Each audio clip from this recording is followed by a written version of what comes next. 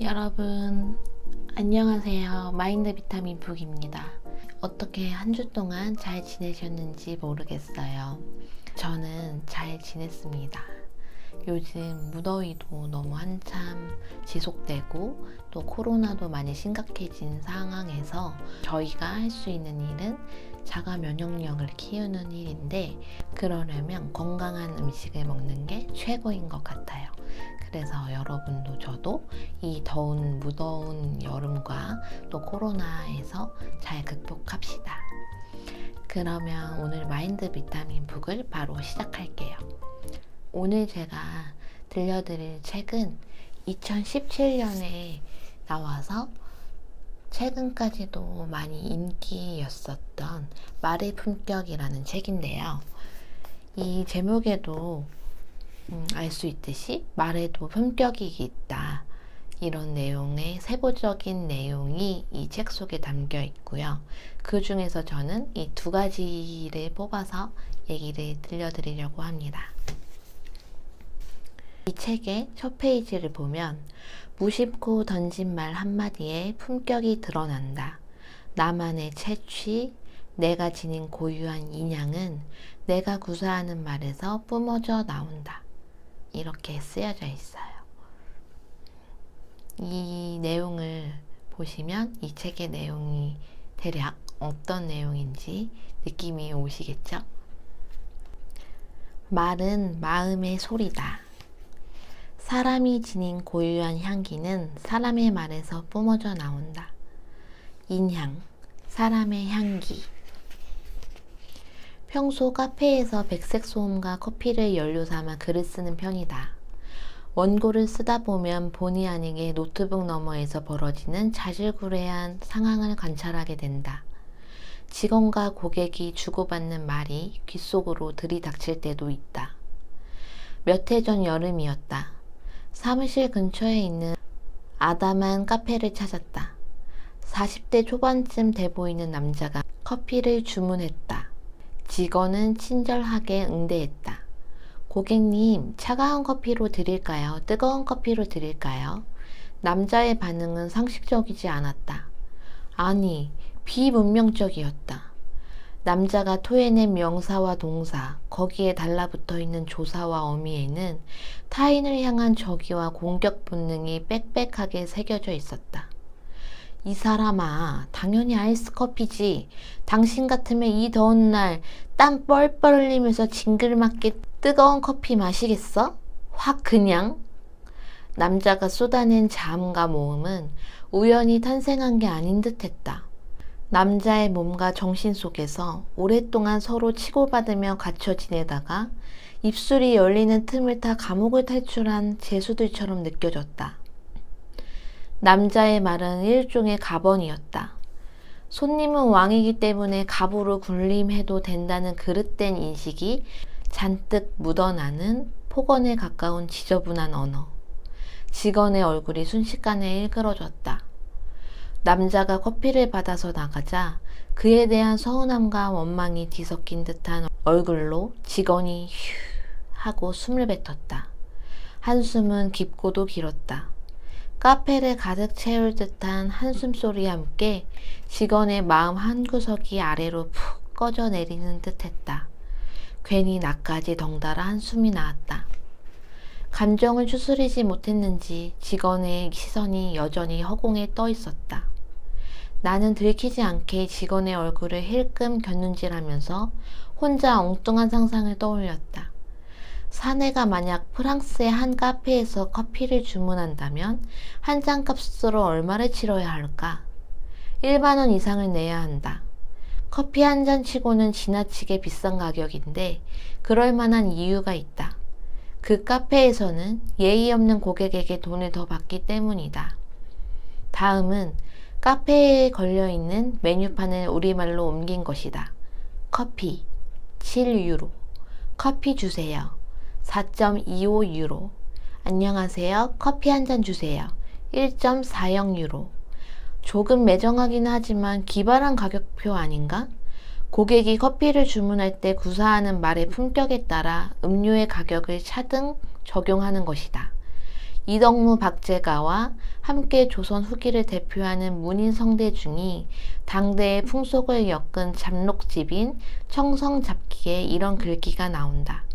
내부족자 기사번, 신무주자 기사황, 내면의 수양이 부족한 자는 말이 번잡하며 마음의 주관이 없는 자는 말이 거칠다 등 의미로 이해할 수 있다. 말과 글에는 사람의 됨됨이가 서려 있다. 무심코 던진 말 한마디에 사람의 품성이 드러난다. 말은 품성이다. 품성이 말하고 품성이 듣는 것이다.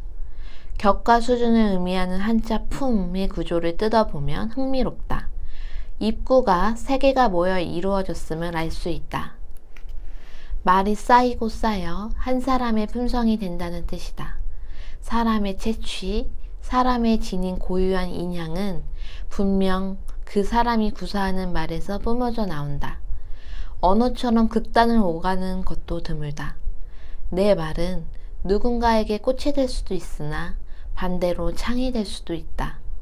말 한마디로 천냥빚 갚기는커녕 손해를 입지 않으려면 더러운 말이 마음에서 떠올라 들끓을 때 입을 닫아야 한다. 말을 죽일지 살릴지 신중하게 결정해야 한다. 말은 한 사람의 입에서 나오지만 1000사람의 귀로 들어간다. 그리고 끝내 10,000사람의 입으로 옮겨진다. 네, 이렇게 읽어봤는데요. 이런 카페에서 이러한 품위 없는 행동과 말을 하는 사람들을 우리는 아주 손쉽게 만나볼 수 있죠. 이 글에서처럼 말은 품성이고 품성이 말하고 품성이 듣는 것이다. 정말 와닿는 구절이에요. 그리고 우리가 말을 할 때 굉장히 쉽게 하잖아요. 어쩌면 생각을 거치지 않고 그냥 툭툭 내뱉을 때도 있는 것 같아요. 근데 우리가 그렇게 함으로 인해서 상대방이 상처를 받고 마음을 또 슬프게 만든다면 너무 이 말은 항상 불조심하듯 말 조심해야 할 것 같아요. 그리고 또 말은 한 사람의 입에서 나오지만 1000사람의 귀로 들어간다. 그리고 끝내 10,000사람의 입으로 옮겨진다. 소문이 바로 그렇잖아요. 내가 너한테만 얘기해주는 비밀이야 하고 얘기를 해주면 그 사람은 또 친한 사람 너한테만 얘기해주는 비밀이야. 이렇게 해서 결국에 10,000명의 사람이 모두 다 그 비밀을 알게 되는 정말 이 말 조심해야 할 것 같아요. 그리고 또 다음 단락으로 바로 또 넘어가 볼게요. 이번에는 질문, 본질과 진실을 물어보는 일 제목입니다. What Women Want라는 영화가 있다. 광고회사 중역인 주인공은 어느 날 갑자기 감전사고를 당한 뒤부터 컴퓨터 단층 촬영을 하듯 타인의 속마음을 파악하는 능력을 소유하게 된다. 그리고 이를 10분 활용해 대중의 감성을 사로잡는 히트 광고를 만들어낸다.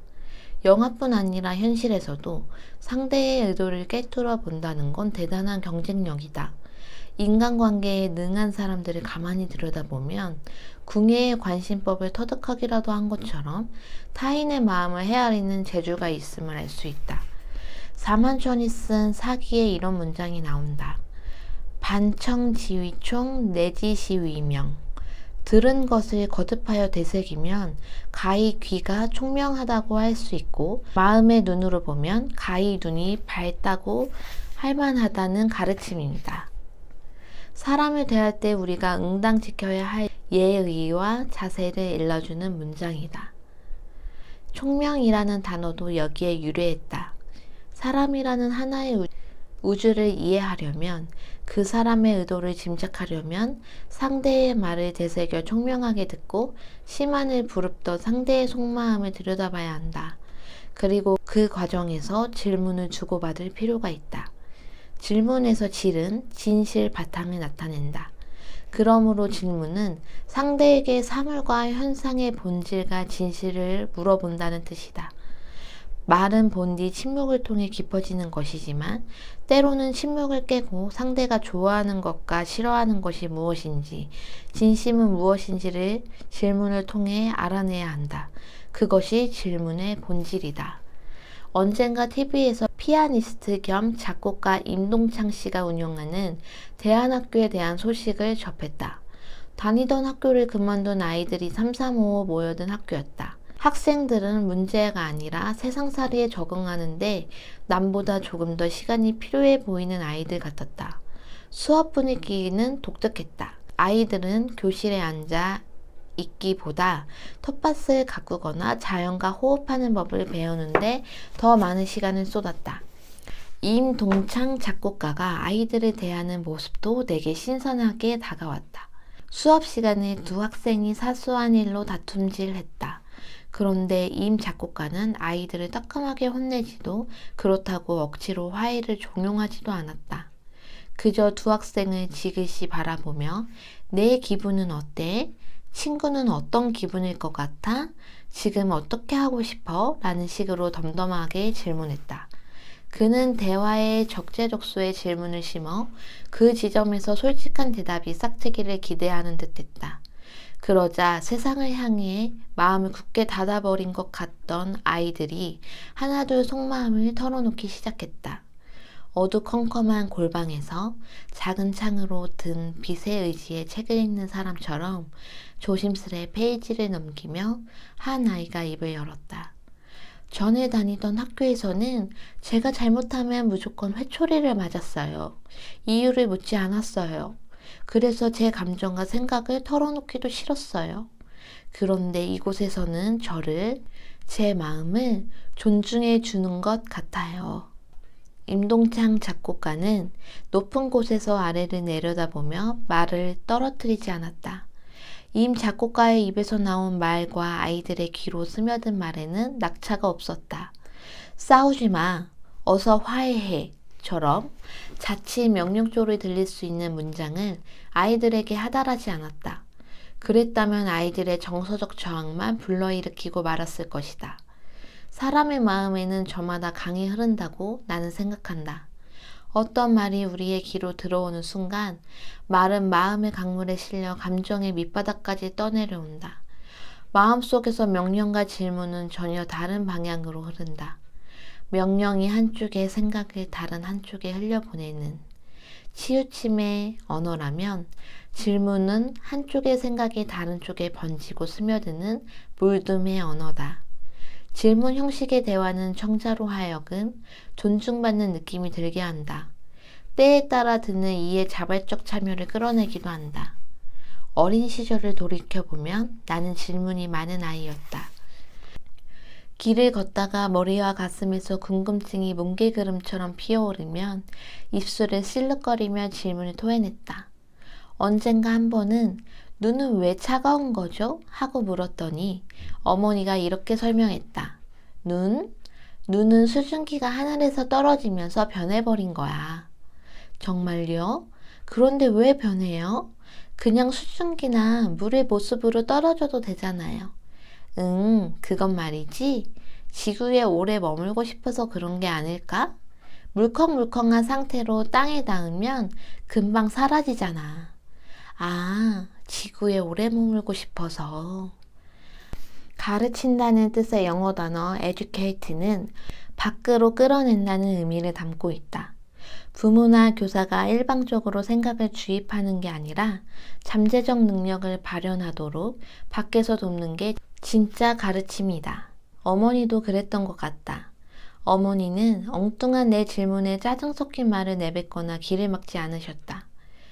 늘 자상한 목소리로 나와 허밍하듯 질문을 주고받으며 보편적 정의뿐만 아니라 시적인 정의까지 들려주었고 질문을 통해 내 머리와 마음에서 상상력을 끌어냈던 것 같다.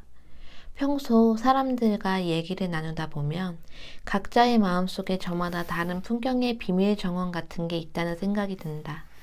그곳에는 타인이 잘 알지 못하는 그들만의 추억과 상처, 이루지 못한 꿈이 처연하고 은밀하게 어우러져 있을 것만 같다. 사람을 알아간다는 것은 어쩌면 이 정원을 살짝 엿보는 행위가 아닐까 싶다. 누군가와 대화를 나누는 순간 동네 어귀 한 귀퉁이에서 아름다운 정원을 빼꼼히 들여다보는 심정으로 질문이라는 까치발을 들어보면 어떨까? 어차피 사람이 다른 사람에게 다가가는 것이 세상살이의 근본이기도 할 테니 말이다. 정말 예쁜 말인 것 같아요. 사람을 알아간다는 것이 이 정원을 살짝 엿보는 게 아닐까? 이 표현 자체가 너무 예쁘게 말을 묘사한 것 같아요. 여러분은 사람들과 대화를 나눌 때 잘 경청하나요? 아니면 내 얘기를 하느라 급급한가요? 이 글에서처럼 사람들이 나에게 말을 걸 때, 또 내 아이가 말을 걸 때 짜증을 섞이거나 말하기 싫어서 귀찮아하는 듯한 그런 표정과 말로 내뱉진 않는지 한번 생각을 해보게 되는 말이었던 것 같아요. 내가 기분이 정말 좋을 때는 한없이 말에 대한 질문을 아주 충만하게 표현을 해주는데, 내 기분이 좋지 않을 때는 정말 건성으로 대답하는 제 모습을 책을 읽으면서 생각을 해본 시간이었던 것 같아요. 여러분도 저도 많이 일상생활에 지치고 힘들지만 내 입 밖으로 나가는 말이 내 품위와 품성을 이렇게 내보이는 것이기 때문에 조심하면서 또 생각하면서 내보내면 좋을 것 같아요. 여러분, 오늘의 마인드 비타민 북은 여기까지입니다. 그러면 다음 주에 또 만날게요. 안녕.